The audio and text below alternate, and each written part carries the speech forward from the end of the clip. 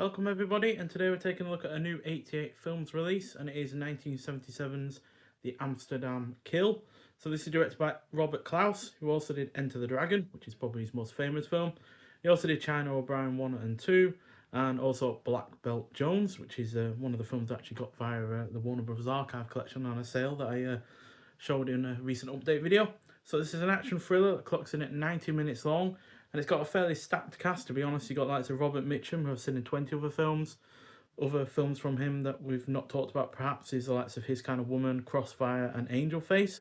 You also got Richard Egan, this is actually the newest film of his that I've seen by 22 years, as the previous newest one from him was from 1955. So quite a fair bit of a gap there. But he was in likes of Violent Saturday, Gog, the highly underrated Split Second, and Hollywood Story.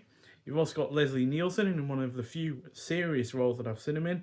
Other serious roles will be like Forbidden Planet, Ransom, Creepshow, The Poseidon Adventure. But then obviously what the film that would define his career would be Airplane, only a few years after this one. You've also got Bradford Dillman, who was in The Enforcer and Sudden Impact, two of the Dirty Harry films, although he was a different character in both. And he was also in Piranha and Escape from the Planet of the Apes. You've also got Kai Luke, who was in in Gremlins 1 and 2 as the grandfather, which is probably his most well-known role. But I didn't know that his career went back to at least 1935, as he was in Mad Love with Peter Lorre.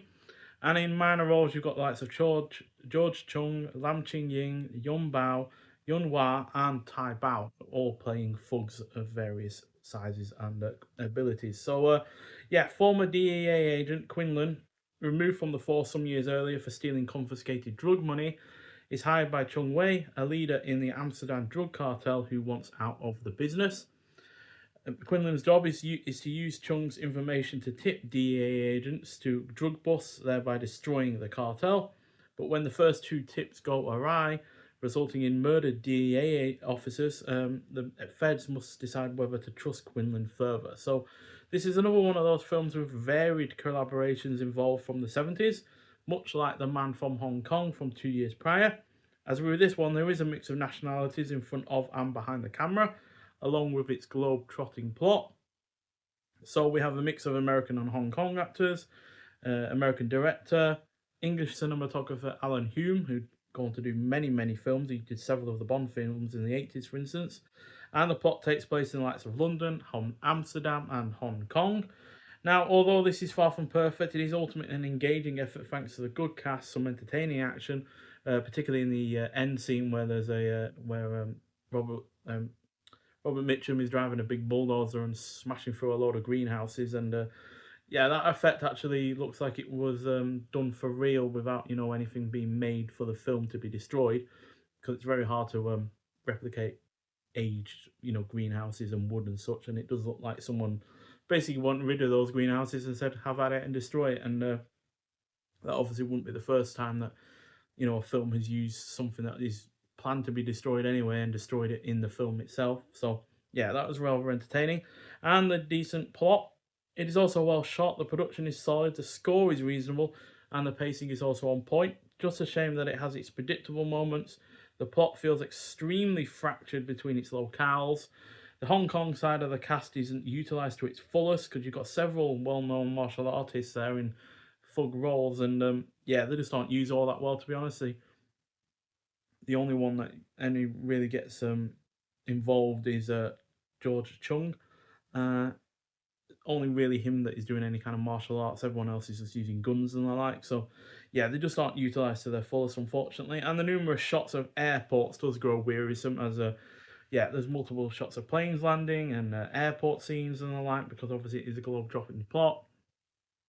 Different characters are in different areas of the world and the like. So yeah, there is a lot of what looks like travel footage basically. So yeah, that is a little bit of a shame. So yeah, unfortunately, this is not quite my favourite Robert Klaus film. Enter the Dragon is definitely better. Black Belt Jones is actually huge fun if you've never seen that one before. Jim Kelly and Gloria Hendry are fantastic in that film, so see that one if you haven't already. And even though China O'Brien 1 and 2 probably don't have quite the budget of this one, they are also probably a little bit better as well. But this still gets a solid 3 out of 5. It's not an awful film by any means, but yeah, there's just definitely a few too many issues for me to fully recommend it. Although I would recommend it if you're a fan of, these kind of weird mix of collaborators in a film from this period. 'Cause like I said, it is much like The Man from Hong Kong, which also had, you know, Western and Hong Kong actors mixed together. You had an Australian director, so yeah, it is kind of on that kind of level, to be honest. So there is the disc itself. The only reversible artwork is what I believe is the original. We also have a booklet as well with the original poster on it. Well, the original English poster, so to say, and then a shot from the film with Robert Mitchum. So you can also look at this as being another kind of Robert Mitchum film where he's in a more foreign setting. Because even though he does start out in London, he does obviously go to the likes of Amsterdam and Hong Kong. But you could also look at it as like with the Yakuza, which had him in Japan. And much like that film, he doesn't overly get involved in the action, but he gets involved enough. And there is Robert Mitchum and Kai Luke, looking very nearly like he did in the Gremlins films. And in this booklet, you got Mitchum in Amsterdam and Hong Kong, written by Barry Forshaw, as well as multiple shots from the film. So it has chapters in this write-up, in fact. You've got Last Ditch Redemptions, then you've got Laconic Legend, Robert Mitchum, Cult Status, The Film of 1,000 Cuts, and that's it. And yeah, multiple shots from the film throughout as well. And we also have some extras on the disc itself, but the presentation is in a new 2K restoration from the original negative. That means a HD 1080p Blu-ray format. It's also in the aspect ratio of 2:35:1, color.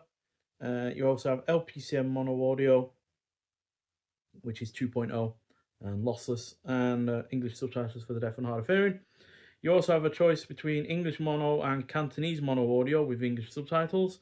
And then you've got optional English subtitles for deaf and hard of hearing with English soundtrack, audio commentary by Frank Yang and Michael Worth, interview with actor George Chung, image gallery, and the Hong Kong trailer as well. So it's all in all a decent effort in terms of the film itself, but it is also a nice physical release in its own right. And the 2K restoration looks pretty good, although again, like I've said many a time before, I haven't seen this before, so therefore don't have any other format to it or any other presentation to compare it against. But I believe that 88 Films will have done a bang up job overall. So yeah, well worth seeing. Especially if you're into your kind of, like I said, odd mix of collaborators in a film. I would say though, if you want a version of that, then The Man from Hong Kong is a better effort in that regard. Uses its locales a bit better, and yeah, definitely has a bit more entertaining action on the go. But on the whole, yeah, you can do a lot worse. Nonetheless, so thank you for watching. If you have seen the Amsterdam Kill before, I'd like to hear your thoughts on it, and I'll see you in the next one. Bye.